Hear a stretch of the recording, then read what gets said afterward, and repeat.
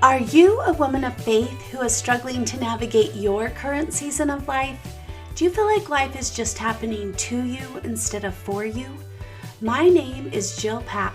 I'm a certified life coach and a member of the Church of Jesus Christ of Latter-day Saints.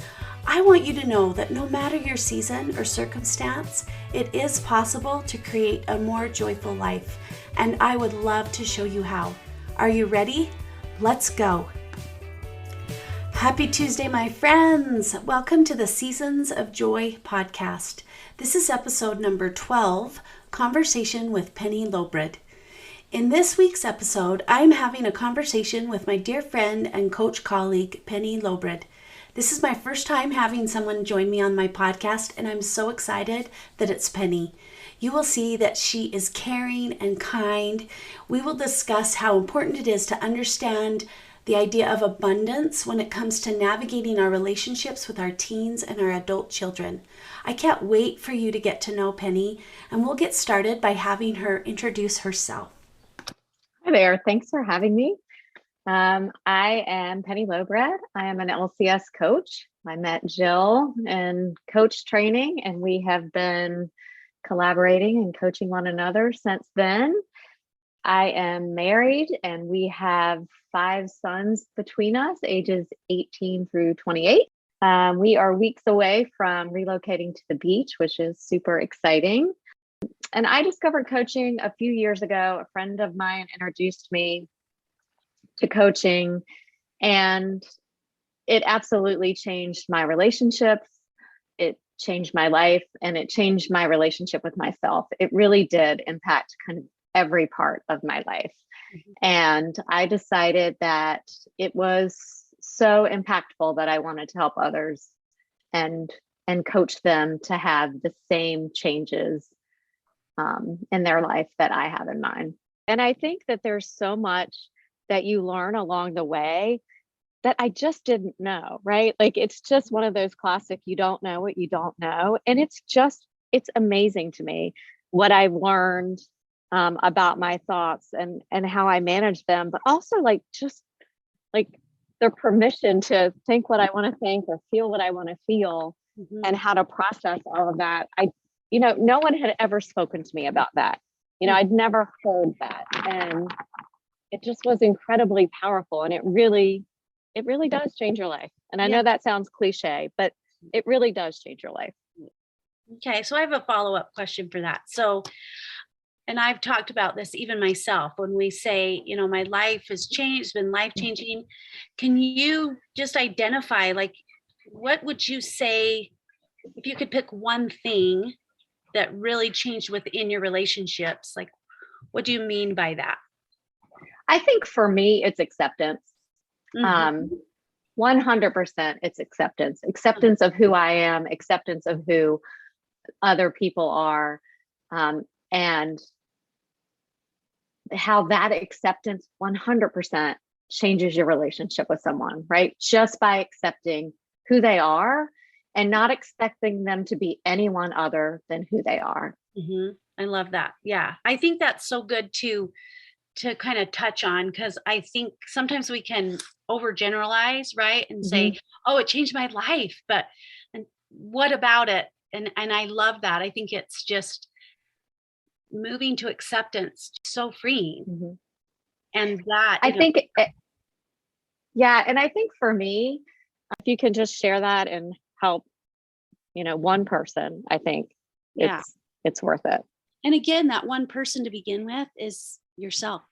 Yeah. Right? Because as soon as we can connect with ourselves and kind of come to ourselves and gain awareness where we are, it just opens us up to connecting with other people. And if you believe in a higher power, God, right, connecting with that higher power, it invites connection into your life. So yes, and it really teaches you how to honor yourself and honor the choices and the challenges that you go through in your life, and be able to just process them and get through them. Yeah, really good. So now that you're certified and you're starting your coaching practice, who do you mostly work with? So I mostly work with teens and young adults, especially around thoughts of thinking that they're not enough, and that they have to have it all figured out, and it can only be one way, right? There's only one right way to get someplace, get through high school, get to college, get to adulthood. I also help them with getting organized and getting things done. Having 5 boys who are so completely different, and you learn a lot. And for me, I love working with teens and young adults because I just think they face so many challenges and they are so hard on themselves. And there's no one right way. And I think that so many of them think that there's only one right way. Yeah, that's so good. I think it's so limiting when they believe that. And so that's why I think this conversation today is so important, because it does fit around the concept of abundance, which I've been talking about all month, and how that scarcity mindset and not understanding the power of abundance in that age group that you coach it's so powerful to show them and help them see the power within them once they can embrace abundance versus being stuck in scarcity. Now that we've kind of talked about what you see in adult children and and teenagers, what they're struggling with as you've worked with them, how do you see that same mindset that affect relationships as parents with those children, those adult children, those teenagers? Like, how does that same mindset affect our relationships with them? Yeah, I mean, I think, if you think about not enough to go around, kids, teenagers see it as there's not enough to go around, right? Like there's only enough popularity for this group, or, there's only this much academic success, right? Or for young adults, like there are only so many great partners out there, or so many great jobs. And I think for adults, it's the same. It's still not enough to go around. So if you're talking about like with your adult children, there's not, you think that there's not enough time to go around. It's a different animal when your kids are grown, right? Because now they have families of their own, or they have in-laws, or they have a friend group, or they live out of state. And so, we as parents start to really focus on, well, there's not enough to go around, right? There's not enough time. I never get to see them. There's not enough. I don't get enough opportunity to connect with them, because if they live out of state and they live closer to the in-laws and they get to see the in-laws all the time, well, all of the connection and all of the good stuff is happening with the in-laws. So it's so interesting. Yeah, that's so interesting, because we're not that different from our kids. They're viewing it in that black and white thinking. They either are popular, or they eat or not, or they have the right partner or they don't, or whatever, right? That scarcity. And it's the same with adults. We don't necessarily grow out of it, right? No. It's a problem we all struggle with. Yeah, I mean, and I think it's easy, right? Because our brain immediately wants to compare ourselves with others. So like, oh, well, what is my best friend's relationship with her kids? Oh, well, they talk on the phone every day, and every Sunday they go to dinner, right? And our brain is immediately like, well, I don't have enough time with my kids because I'm not doing those exact same things. It doesn't look right? like that. So, oh, well, that family went on a fabulous vacation, and they took the grandchildren and the children and the cousins. And well, I don't have a great vacation, right? I don't have that. I don't get to have that. There's not enough of that. There's not enough time. There's not enough connecting. There's not enough good stuff. Yeah. And when we look at these, humans in general, and we have that scarcity mindset, right? It's that idea that Stephen Covey used the analogy of a pie, where there's only so many pieces in this pie. And if somebody takes a piece of that pie, then suddenly there's not enough for everyone. But the truth is, there's not a pie. There is no pie. There's plenty of love and caring and connection. There's more than enough.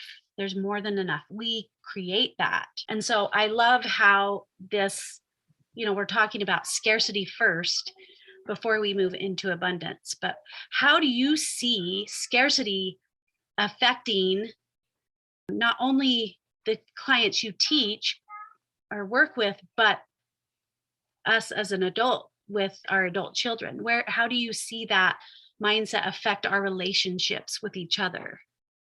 Yeah, so I think for teens and young adults, scarcity really does create so much anxiety and almost a feeling of hopelessness, right? Like there's not enough for me because I'm not enough, right? And so they really struggle. And obviously it creates anxiety, but there really is kind of this feeling of hopelessness because, if I'm not enough, I can't get enough, so I'll never be enough, right? It's just perpetual. And then I think as adults, and especially with our relationships with our adult children, I think when we have a scarcity mindset, we come with such judgment, right? We're judging our interactions, we're judging what we don't have, right? And then the shame kicks in, right? Right? Oh, I'm not a good parent because if I were, my kid would spend more time with me, but there's not enough time for, it's just this cycle that we create because we're holding on so tightly to this idea that there isn't enough. And I only get this little bitty piece. And so I got to hold on to it really tight.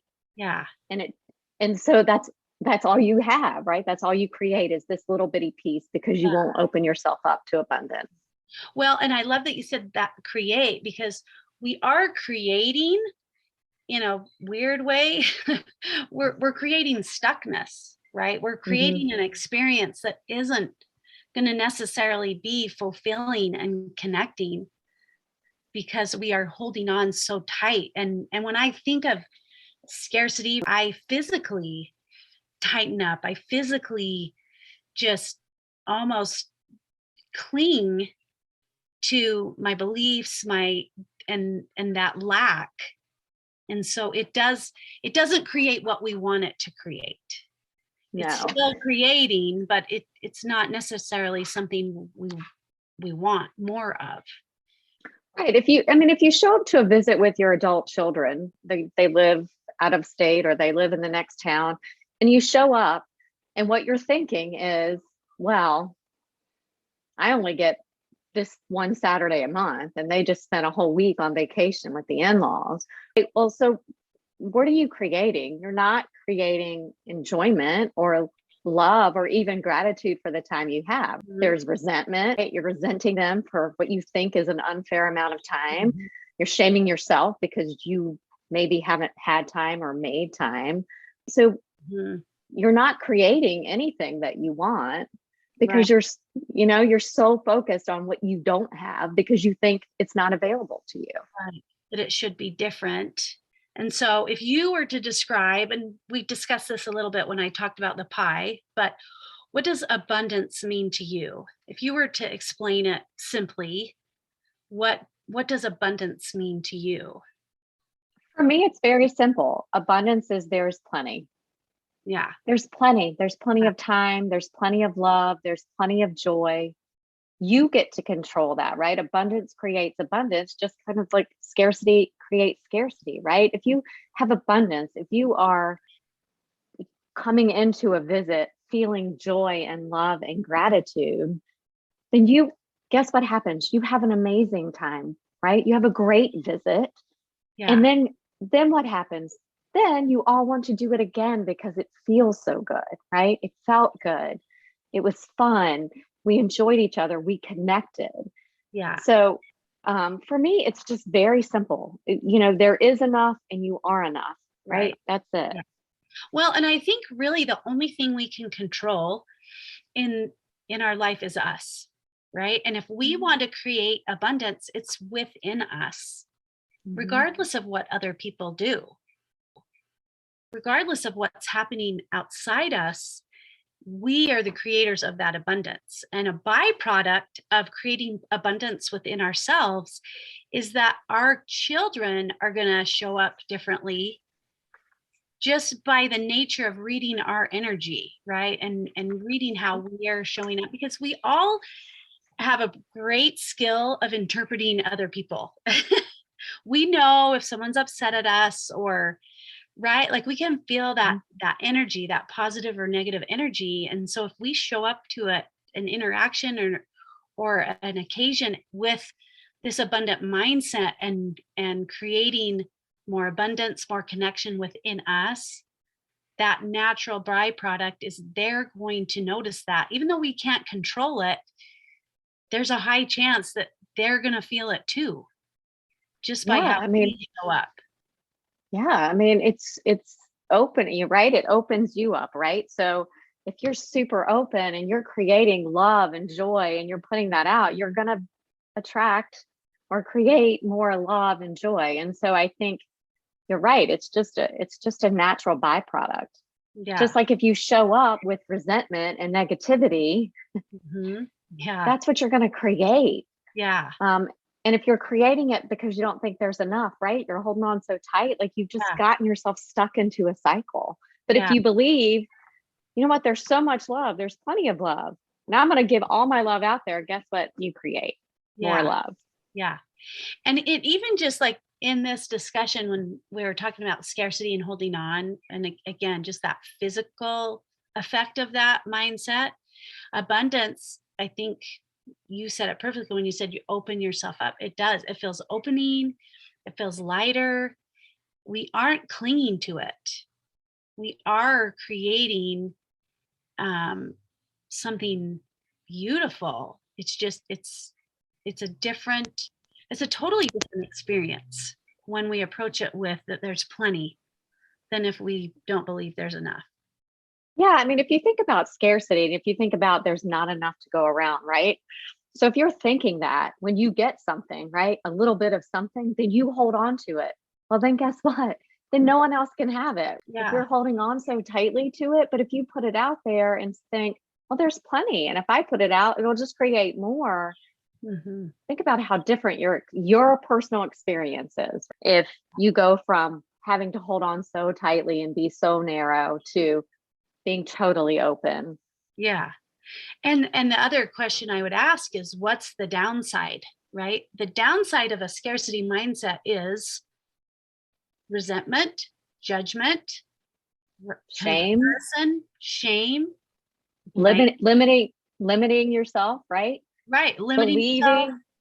Believing that there's not enough, believing you have limits, believing there are limits to all of those things.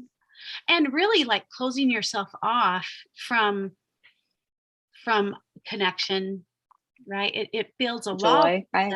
Right? It blocks us. So that's the downside of having a scarcity mindset, right? And so then you look at the abundance mindset and you're like, what's the downside?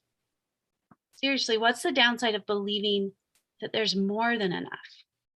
I mean, it's really normal for our brains to try to keep us safe and try to keep us right where we are. And sometimes scarcity does that. Oh, I'm going to stay right here, right? I'm not going to put myself out there. I have just this little bitty piece of the pie and I'm going to keep this little bitty piece of the pie. But if, like you said, there's no downside to being so open, because what you'll create is more, right? More love, more joy, more time. Yeah, more. And that's why there's more than enough, because we are the creators of that. Absolutely. So it's constantly being created if we come into our life from a place of abundance. So I love that. Okay, this has been such a fun conversation. I love Penny, and I know you all will too. And so I'm just curious, Penny, if you were to share something or give a takeaway that the audience can take away from this podcast to help them as they move more towards a more abundant mindset, what would that be? Yeah, I think first of all, I like to say this, Jill knows, but give yourself some grace, right? Like, it's totally normal for your brain to want to keep you safe and want to keep you kind of in a place of scarcity, especially if you find yourself comparing yourself or your life to others. It's very easy to feel like there isn't enough. And at that point, you just want to give yourself some grace, give yourself a minute, and just take that in. Just pause, right? Just say, wait a minute, hold on. Because if you keep staying stuck there, that is what you'll create.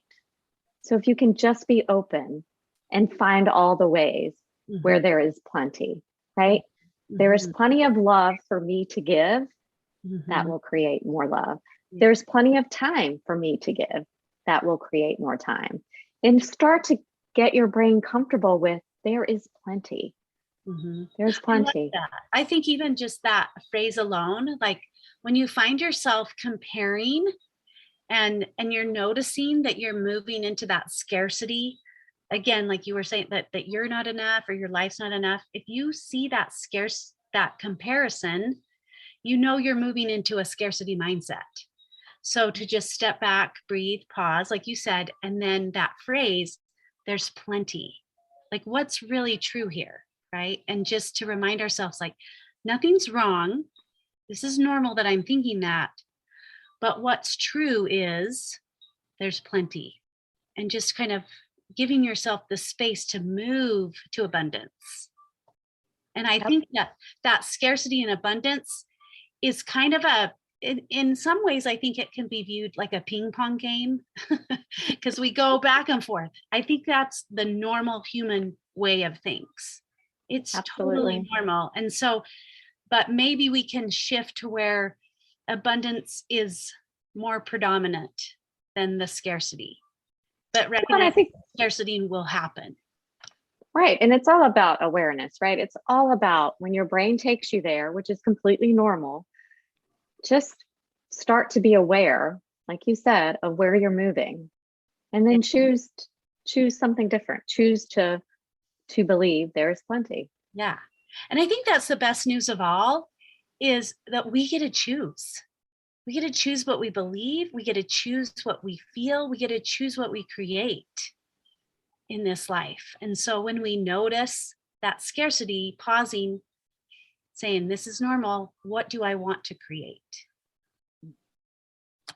So I love it. Yep. Thank you so much, Penny. It's been so fun to have this conversation with you. You're my very first conversation on my podcast. So I am honored. Thank you for having me. What better person? I love it. So before we close out, I would love for you to tell the audience where they can find you. I will include it in the show notes, but I would love for you to share that. You can find me. The easiest way is my website, Lobred.com, or you can email me at penny@pennylobred.com. And I would be happy to hear from you. Okay, awesome. All right. Thanks so much, Penny. Thank you. If you would like to learn more about what life coaching is, please schedule a free discovery call with me where we can work through something that's causing you a problem. Just go to my website, seasons-coaching.com. You will also find there information about my Seasons of Joy one-on-one coaching program and my Seasons of Joy community. Have a joyful week, and I'll see you next time.